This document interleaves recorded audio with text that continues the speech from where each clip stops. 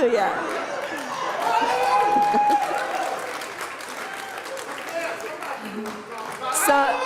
So they warned me before the service that it was going to be a tearjerker. It was like, oh, wait till you're here. I don't know if we can sing it. It was great. Thank you. Whew. Good morning. So this month, our focus has been on the practices that can take life beyond the three dimensions in which we live and three-dimensional thinking and perceiving into another realm. Just as that when we listen to a great song, when we listen to great singers, it pulls us out of this three dimension in which we live in, and it takes us and transports us to another dimension, if you will. And the truth is that every opportunity that we're alive is an opportunity to awaken. Last week we had the Buddha relics here, and as I shared with you last week, one of the monks who was at the opening ceremony said that every single one of us is a Buddha awakening. Every single one of us is a Buddha in training, is a Christ in training, that our core being is that of compassion.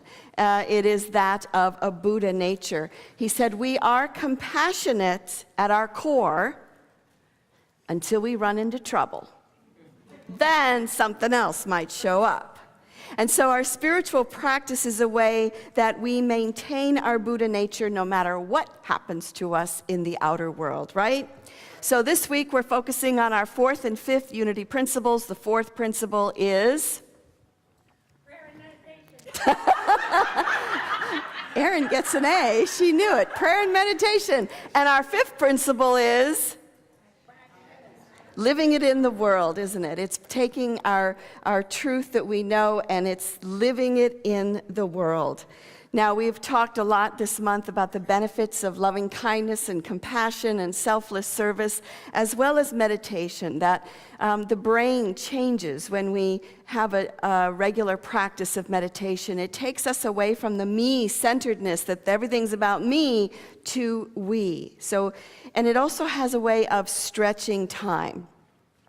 So one of our scriptures this morning is from Isaiah chapter 40, verse 31, which we sang as our opening song, which is, "But those who wait for the Lord shall renew their strength. They shall mount up with wings like eagles. They shall run and not be weary. They shall walk and not faint. Teach me, Lord, to wait." So meditation or waiting stretches time because it forces us, in a sense, to be in the present moment. And the present moment, truthfully, is all we have, right? And where do we spend our time? In the future, in the past? We're always kind of in a hurry. And I think it was sort of encapsulated for me when I saw this little clip of a very cool guy, and he was on the phone with a friend, and he was at a Vipassana meditation retreat place. And he said, you know that 45-minute meditation? I nailed it in 10. And that's us, isn't it? We're always in a hurry. We got to get things done. We got to be fast. It's like, come on, let's go. And what better way to practice present moment awareness than when we are waiting in line? Do you know there's a whole science that's dedicated and whole studies that are dedicated to lines and waiting in lines and what happens to us? So have you ever been in line at the grocery store and your line is really slow and the two lines on both sides of you are just flying through? So you decide to change and go to the other one, and then what happens? It stalls, right? Same thing happens in a car sometimes. You're in your lane, all the other cars are flying by, you're like, okay, I'm going to get in the other lane, come to a stop. And those are tests for us, you know, those are moments when we can go, okay, am I being really in the present moment here? I was at Trader Joe's in Linwood this week. And it's kind of a small store. There's not really a lot of room to move around. So you have to really kind of be careful with your cart and watch what you're doing. And I needed to get something from the dairy case. And this woman had her cart blocking the case, and then she was standing way over on the side. Now, what I needed was in the corner. So I thought, well, I'll just wait a minute. So then you could see her kind of looking around, and she starts to reach for something and then changes her mind. And then she reaches for something and she changes her mind. And every time she's about to stop, I'm ready to jump in and go, excuse me. But I thought, I'll just wait another minute. So then she finally decides on something. And she picks something off the shelf. And then she decides, no, she doesn't really want it. And she goes to put it back, but she couldn't get it back on the shelf because she was pushing it forward, and you had to sort of tilt it. You know, it's called three-dimensional thinking, you know. It's like, put it back. And I'm standing there, and it was like, ah, you know. And then she finally went away, and it was like, okay. And truthfully, you know, it felt like it was about 15 minutes, but really it was not very long. Do you see yourself in that at all? Do you have any kind of reactions like that? We really like to keep moving. I mean, we really do. In Houston, a number of years ago at the airport, the biggest complaint that the airport would get was that it was taking too long to get the luggage. So the people who are in charge responded, and they hired more carriers to unload the bags and get it going. And they got it down to 8 minutes, and that's the industry standard, really. And yet the complaints didn't stop. People were still complaining, it's taking too long to get our luggage. And so they went and they looked at it again, and you know what they noticed? Was the arrival gate was only 1 minute from baggage claim. So it only took them a minute to get to the baggage claim, and then they spent 7 minutes standing around waiting for their luggage. So you know what they did? They took the arrival gates and they moved them clear to the other end of the airport. And then they took the carousel and they moved that so that it took about 7 minutes to walk to the baggage claim. People got their complaints stopped 100%. Over. It's true. It's one of the reasons why we have mirrors by elevators, right? Because after World War II, when high-rises and they were using a lot of elevators, people were complaining that it took so long, so they put mirrors there. So people are fixing their hair and they're looking, and they don't notice that they're having to wait for an elevator. I was reading an article called Practicing Patience by Frederick and Marianne Brassat. And they were on a plane, and it was on the runway because of a storm, 15 minutes, 20, 35, 40, and people were getting angry. They were threatening to sue the airlines. They were swearing. They were just all upset. And she writes that the only one who seemed unperturbed was this Tibetan Buddhist monk who was sitting next to us. With his clean-shaven head, dressed in long flowing robes, he sat calmly fingering his prayer beads. Catching Fred's eye, he said, "This is an opportunity to practice being patient." So the truth is, every time we end up in those kinds of moments, which are every day and every moment, we have that opportunity. So Annie's going to drop the screen so that there is a video that I would like to show you, and it's a short clip, and it's about waiting. And I want you to see if you see yourself in this clip, and if it's any of the behaviors that you have while you are waiting.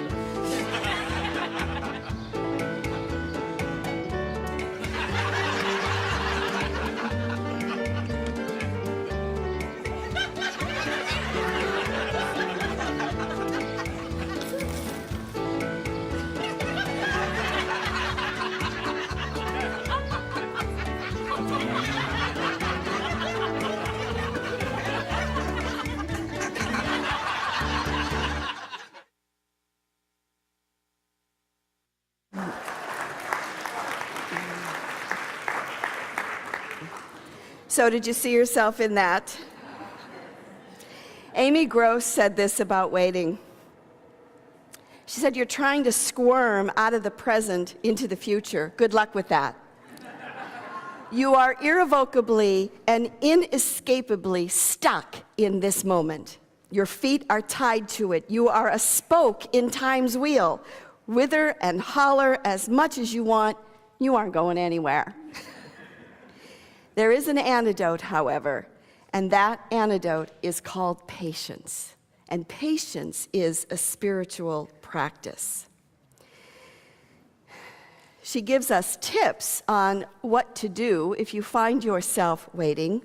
And the first thing to do is simply to just stop and to catch the mind ranting and then telling you, well, you shouldn't be in this situation, but the truth is you are, so just give up the fight. The second is just to settle into the moment, to let your body ease down, to let gravity take hold of you. The third is to go into your body with your mind and check it for points of tension. How do you know when you're stressed out, when you're waiting and it's building? And 4 is to just see if you can open up to any of the tightness so that you have found. So those are just some of the things. Now I want to also move this talk to spiritual waiting, because we talked about waiting, the kind that we experience every day in our lives with traffic and grocery stores and God knows what. But there's also a spiritual waiting, and that is that we do our spiritual work, we do our spiritual practice through prayer, through meditation, through selfless service, through love of God, through all of those things that we do. And why are we doing it? Because that moment is coming, that moment may come, that moment is here when we can awaken to that compassion, we can awaken to that Buddha and Christ nature that dwells within. And the parable that most speaks to the idea of waking up and waiting is the parable of the 10 bridesmaids. And I just want to share that with you. It's in the book of Matthew. I believe it's chapter 25. So there's 10 bridesmaids, and they're invited to this wedding. They're going to the wedding, but they don't know exactly what time the bridegroom is going to come. So they bring their lamps with oil, right? Because they have to stay, and they have to be able to see what they're doing. And they're waiting, and they're waiting, and they're waiting, and the bridegroom doesn't come. So they all fall asleep. And then they hear, hey, the bridegroom is coming, so they all wake up. Now 5 of the bridesmaids are wise, and 5 of the bridesmaids are foolish. And the 5 bridesmaids who are wise have extra oil for their lamps. So when the lamp starts to go out, they're able to fill it up, and they're able to have more oil. But the 5 foolish ones have no oil. And so they say to the wise ones, hey, we don't have enough oil. Can you give us some of yours? Can you spot us some? And they're like, no, sorry, it's our oil. If I give it to you, we won't have any. And they're like, all right, so we're going to run to the store and we're going to go get some more oil. Okay, so it's midnight. What store is going to be open? They're going to have to wake up the shopkeeper, right? So while the 5 foolish bridesmaids, virgins, are off getting their oil, guess what? The bridegroom shows up. He brings everybody into the banquet hall. Once it's filled, the doors are locked and you can't get in. The 5 foolish ones come back and they say, hey, let us in. And he says, nope, I don't know you. And he also says, the closing sentence of that scripture is, keep watch, for you do not know the day or the hour of my return. Now, in traditional Christianity, that means and refers to the coming of Jesus, right? He's coming back on a cloud. He's coming back in a chariot. But really what we know is that the second coming is the awakening of the Spirit of God within us. It is the awakening of the Buddha nature within us, and we don't know when it's coming, right? And still we need to do our spiritual practice. Still we need to do our spiritual work. Still we need to keep our oil in our lamp that is burning.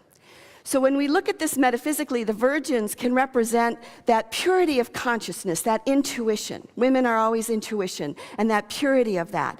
And the bridegroom represents this opportunity. You're waiting. But the oil is the practice. The oil is the waiting. The oil is the selfless service. The oil is the meditation and the prayer. It is the 5 unity principles. And of course, the lamp is our ability to shine. So what we see is the 5 bridesmaids have done their work, and they follow their intuition, and they know what the next step is that they need to take. But what does it mean when they don't give their oil to these other bridesmaids? Are they being selfish? Are they being greedy? What is the story here? The truth is that when we are with somebody who is hurting, who is in pain, who is in need, we want to give to them, correct? The Buddha nature comes out, the compassion, the kindness. We want to serve, and we want to be there. We want to do whatever we can to help that person. We pray, we listen, perhaps we give of our resources. We do what we can. But what we cannot give is our own light, our own spiritual consciousness. We cannot give that to another person. Jesus said, "You are the light of the world. Let your light so shine before men that they may see your light." He didn't say, take your light and bring it around and hold it around and give it away. He said, shine it. It's like what Marianne Williamson said when she said, who do you serve by being small? You don't serve anybody. You know, you're here to shine and to be all that you can. So in taking that oil and giving it away, the truth is that we can only do our own spiritual practice ourselves, right? It's not to say we don't have teachers, we don't have helpers along the way, but nobody can do it for us. Now, there are some religions that'll say, I'll do it for you, and all you have to do is step 1, 2, and 3, and you got it. But the truth is, only I can do my spiritual practice for me, only you can do your spiritual practice for yourself, and we can't give that consciousness to anyone else. Because the truth is, if the foolish virgins had received the oil, they wouldn't have been able to contain it. Why? Because they hadn't built the consciousness themselves. We have to build that consciousness within ourselves. So it's a very interesting concept. Reverend Cindy Fuller said,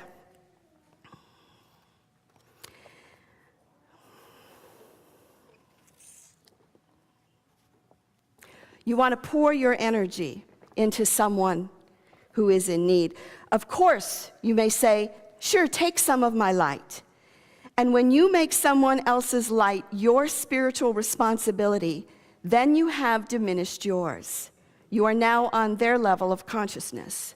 You went from being full and fed to going small and say, sure, take as much as you like. Take as much as you like.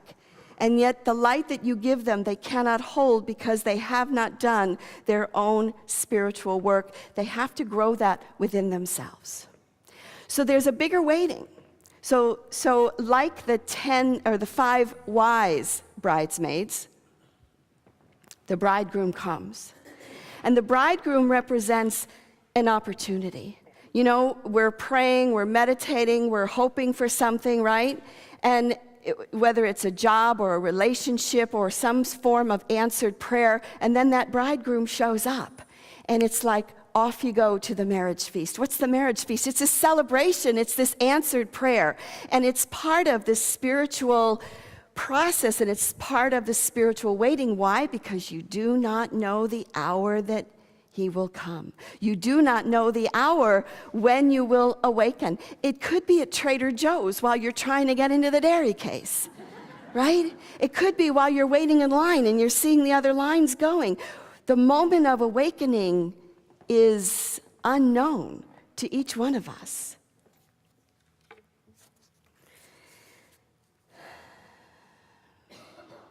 Amen.